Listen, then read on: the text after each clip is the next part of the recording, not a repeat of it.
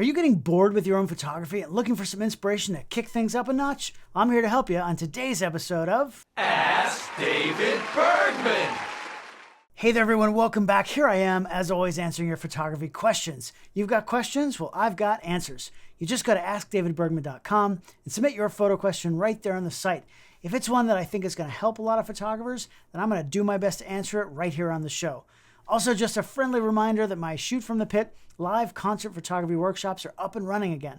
I've got some at arenas in the fall with more to be announced, so stay tuned for that, and some advanced workshops at stadium shows around the US in the next few months.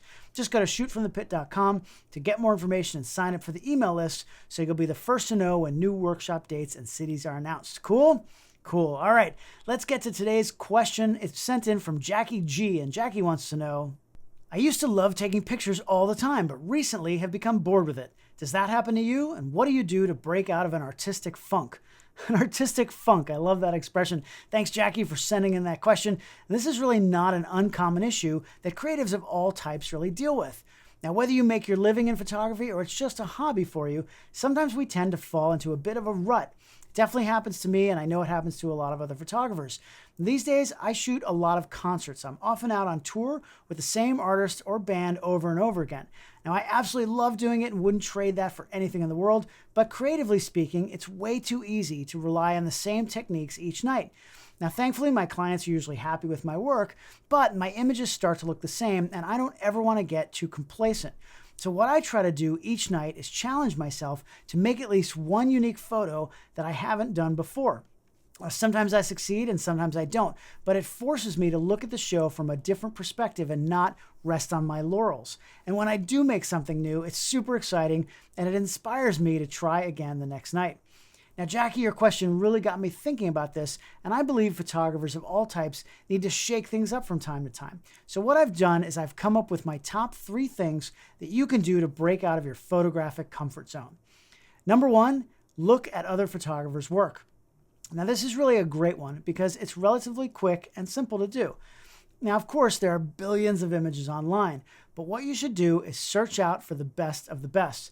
I'll occasionally just go online and Google the phrase photography annual or photo awards or something like that and just bring up some of the big yearly photo award sites. I actually love scouring through those to see the type of work that's being produced today. There are really so many talented, amazing photographers out there who are pushing the envelope, and it's super inspiring to try to apply some of that to my own work. Now, even better, I think, than searching for images online, you really should consider buying photo books. I actually think that I have a bit of a problem with this because I impulsively buy new photo books all the time. And sometimes I don't even go through them right away after I buy them. It's just a lot to do, right? But what I do is I put them on the shelf, and then when I want a dose of some creative inspiration, I'm going to pull one down and spend some time with it. The last one I bought is Joe McNally's new book called The Real Deal, Field Notes from the Life of a Working Photographer. Now, Joe is a friend of mine, and he's a master of the craft. Every page is filled with photographic inspiration. Some of the other recent purchases I made include books from photographers like Neil Preston. The one I bought is called Exhilarated and Exhausted, and it's filled with historical music photographs on stage and behind the scenes from his career.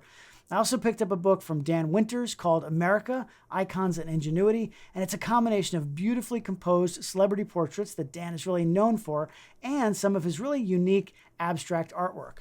And then there's one from legendary photographer Helmut Newton, and that one's called Legacy, and it shows off decades of his fashion photography. It's just fun to look at this stuff.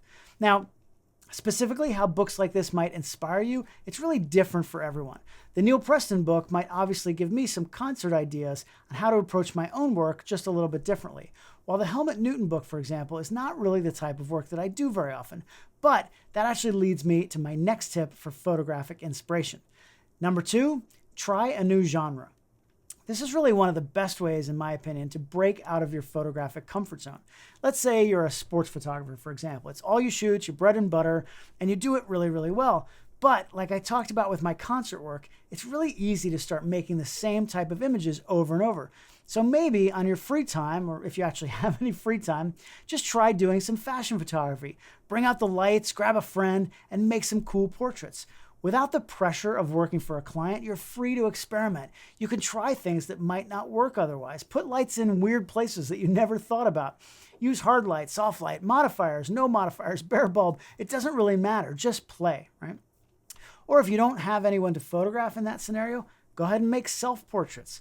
Use a timer or a remote release. No one is ever going to see these, so who cares? Just have fun with it. Work hard to try to make the pictures better and better, or don't, right? It doesn't matter. There's no pressure. But just maybe it's going to get you excited about photography again, even when you're back out on the job. And there actually are practical implications too. Maybe you're really starting to enjoy working with lighting in a way you didn't expect, and you realize that you can start to add on portraiture with some of your sports clients, right? Team photography, for example, groups and individual portraits, those can actually pay pretty well. You never know what kind of impact that kind of work is going to have. And of course, it doesn't have to just be portraiture. The idea is just to go against your usual type. If you do the kind of work where you're setting up pictures all day and really controlling them, how about trying some street photography? Just go ahead and read the light, capture the moments as unobtrusively as you can, and see what happens. The challenge, I get it, it can be terrifying, but the more you do it, it can really turn into a lot of fun. Or how about things like astrophotography or still life photography, right? It doesn't really matter. Just go against the grain, something different than you usually do. Let's say you're a working wedding photographer. Maybe you want to try some sports photography. How would you do that? Well, do you have kids? Are they on a ball, on a ball club, on a team? Instead of sitting in the bleachers with all the other parents, maybe with a cocktail, bring your gear to the game and try to capture the peak action.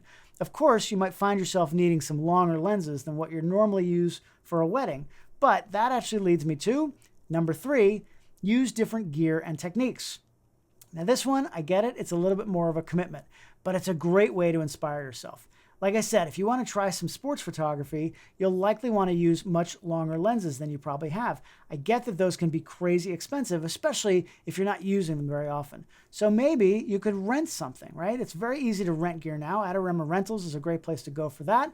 And you can just get it for a few days or a few weeks. How fun would it be to actually go out to your kid's ball game with a 600mm f4 lens on a monopod, right? The first time you look through a lens like that with a wide open aperture, it's life-changing, right? There's no other way to get that look in camera, and it makes everything look cool, in my personal opinion. But it doesn't have to just be long lenses. That's just one example. Maybe try a macro lens, for example, or you can get some inexpensive extension tubes if you don't want to get a dedicated macro. Close-up photography opens your eyes to a whole new world. Or there are also some more unique specialty lenses you can try, like tilt-shift lenses or something similar like a Lensbaby. Or maybe you want to put objects in front of your lens like prisms and other things that refract the light in strange ways. These are really just a few ideas that I'm throwing out to give you some inspiration. You're limited only by your own imagination. You never know how that is going to influence your work. A few years ago, for me, I came across a technique called freelensing. I had never heard of that, but what it is you literally detach your lens from the camera body and then you shoot while hand-holding the two pieces separately. Now, I just had to produce one of my old 2-minute tip videos about it because I was blown away by this technique. And of course, I'll post a link down below to that and all the gear I've talked about, but I'd never really tried it before that, and I was really inspired by how the images were looking and the unpredictability of it all. A few weeks later, I was on a commissioned portrait shoot with a musician, and after I did my traditional portraiture that he was actually paying me for, I thought it would be fun to make some frames using that freelancing technique. A bunch of them didn't work at all. They were a disaster, but I got 2 or 3 good ones that he actually wound up using for his promo material. I would have never thought to push the envelope like that if I hadn't already been playing around with that technique. So, those are 3 things that I think you can do to get some photographic inspiration. Remember, look at other photographers' work, try a new genre of photography, and use different gear and techniques. I try to do all 3 of those things as often as I can, and it really helps me to have more fun and push my work to the next level. But those aren't the only things you can do to break out of your comfort zone. There are all kinds of other things. What do you do to break out of a creative rut? Let me know in the comments below. I'm really curious what other techniques you guys use. Also, don't forget to send your photo questions to me by using the forum at askdavidbergman.com. I'll see you back here again with another one of your questions right here on Ask David Bergman. Thanks so much for joining me.